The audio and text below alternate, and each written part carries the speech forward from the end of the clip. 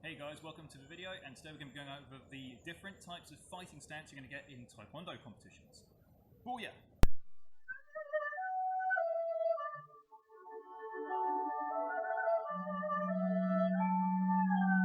Okay guys, so in this video we're going to be looking at the different types of stances you're going to find while sparring somebody in Taekwondo class, and they're going to cover both WT Taekwondo and ITF Taekwondo. So, the first stance we're going to get is going to be most traditionally a side stance, which will mean that basically your opponent has got their flank facing you, the side of the flank facing you. Feet are going to be pointing pretty much down that gully, and they're going to be side on. Now, why would somebody want to fight you side on? If you have boxing, Muay Thai experience, your body's going to be pointed pretty much at a 45-degree angle, which enables the rear to come across just as quick as the lead. So why would somebody want to spar against you side on? That's going to mean it's going to be slower for somebody to get their rear side round against you. True. However, side stances do have their advantage. One of which being you're presenting as small a target as possible to your opponent. So from here, the only areas that you can really strike in Taekwondo competition, you can't strike the legs or the knee or the leg sweep. The only areas you can strike are going to be the side or the head. So, most commonly, if you get somebody fighting a side stance, they'll have their guard either lead arm across the body, guarding the body. Their rear hand will be up here, almost touching their shoulder. This can now guard the head if needs be, or deflect punches coming in towards the face. So, you've actually now got less targets to strike if somebody's fighting with you in a side stance. They have the middle section covered, they've got their top covered as well. They can also bring them down as well to cover against kicks coming from the midsection. They can even bring the lead hand up, switch that one down as well, so they're still covering the areas, but still being mobile at the same time. Also from a side stance, it's easier from a side stance to actually be able to use typical Taekwondo footwork. So if we're seeing side stance from a side perspective, my opponent's in front of me from here. Sure, I'm all shelled up at the top, but my legs are now free to come out, feints, they can come out, hook kicks to the head, even do kicks to the head, there, even middle section, doesn't have to be head height from here. Here, the lead leg side kick, typical in ITF competitions, from here, chase your opponent down, kick out, all the while guarding my body. Slide in, slide out, skip back, skip forward. So the side stance with this guard does serve purposes.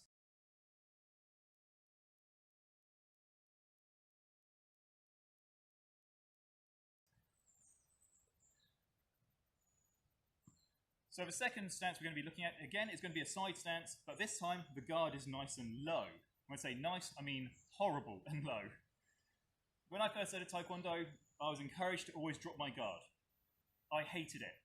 However, as the years went on, I realized dropping guard has some benefits. So from here, if you drop your guard, you're inviting your opponent to come in. And once guard up here, in the first guard we did, now suddenly, oh look, I've dropped. All this is now exposed. You can strike the flank with roundhouse kicks, back kicks, tornado kicks. Head is now completely exposed. Quite often you'll see people lift out their chin or lean forward slightly. Very tempting to come and do a roundhouse kick or a spinning hook kick to that head. But why would somebody drop their guard? It's a feint, it's a ploy, it's to draw the opponent in. Sparring somebody, all shelled up, suddenly, oh look, nice big targets all exposed all of a sudden, leaning in, like this. They know the dangers, they know that playing this game is a dangerous game. But they're banking on their counter knowledge and their counter speed. They want you to come in with a technique for them to be able to spin, catch you with a back kick. One of my favorites when I was a youth doing WT Taekwondo competitions, I'd want my opponent to come in now with a left leg roundhouse kick to my stomach. From here, my lead arm, I'd simply swing, catch the opponent's roundhouse kick on the arm or deflect it, and from here, right leg comes back, catch them with a back kick right into their middle section. Super effective. I caught so many people with that. Also, you could turn it into a jumping back kick as well. I became a bit more sadistic when I got older. So from here, roundhouse kick comes in. Yes! Jumping back kick, again clean into the stomach or into the solar plexus. I caught numerous TKOs doing that technique. So dropping your guard from here, you're tempting your opponent to come in. You want to be the deceiver, you want to be the joker, you want to pretend that you're not dangerous. I'm trying to think of a word. You're pretending that you're harmless, but really you're actually psychologically playing around with their head. Look, all exposed, arms flailing. Whoa, look at all this. Then they come in, flex, bang, back kick. So if you're sparring somebody and you see them drop their guard, be careful. It's not necessarily a sign they're tired. They're playing with you.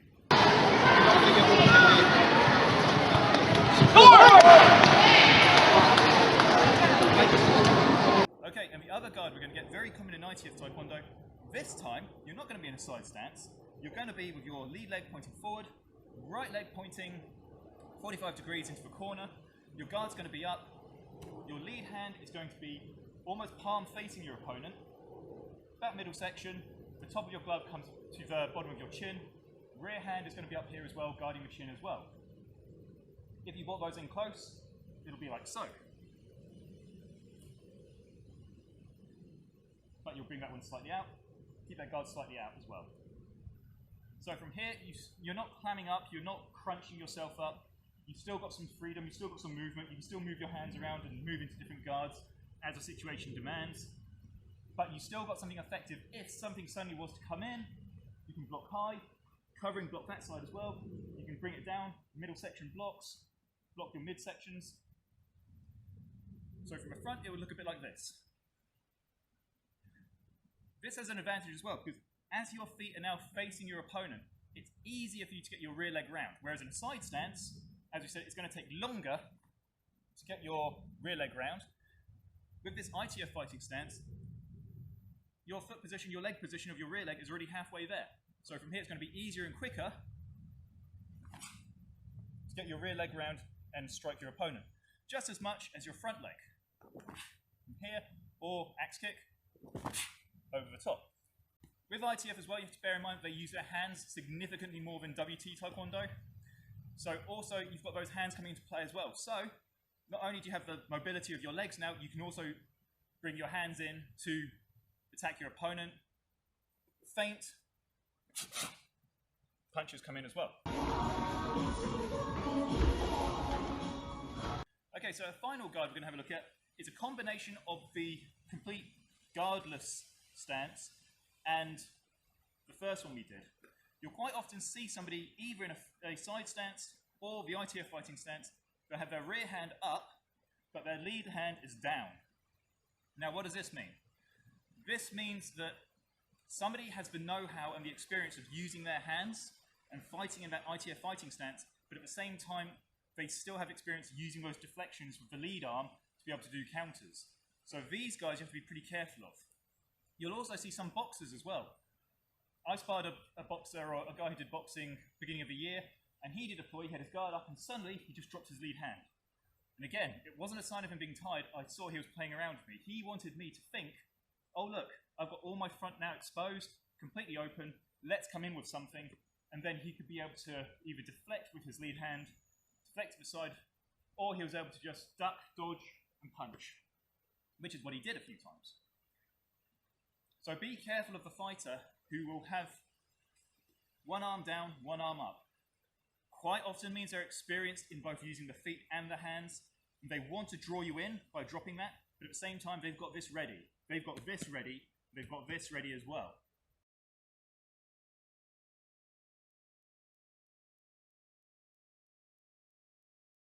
So guys, those are just 4 basic stances that you're going to find in Taekwondo Sparring using both WT and ITF Taekwondo. It'll take you a while to find your own favoured stance, what techniques you prefer using. Do you prefer being a counter fighter, like to play around people's heads? Do you want to draw them in? Do you want to be a bit more shelled up, a bit more covered and protected, but being able to actually launch your rear leg attacks as well? Do you want to be like the ultimate mind trickster and have one arm down, one arm up, inviting somebody in, but at the same time ready to smack from one if they do get too close? Play around with it, entirely up to you. Stances change as well. You may start out using one particular stance, one particular method of what guard you want to use, over time it may change. And the more people you spar, the different guards you'll have to use. Because some tricks work with some people, some tricks don't work with others. So it's all a play-around game. That's one of the beauty of martial arts. You get to make it what you want it to be. I'm Sam from Gemini Martial Arts Team. You guys stay safe, you train hard, you keep listening to OPEF because they're the best band around, and I'll see you all in the next video. Booyah!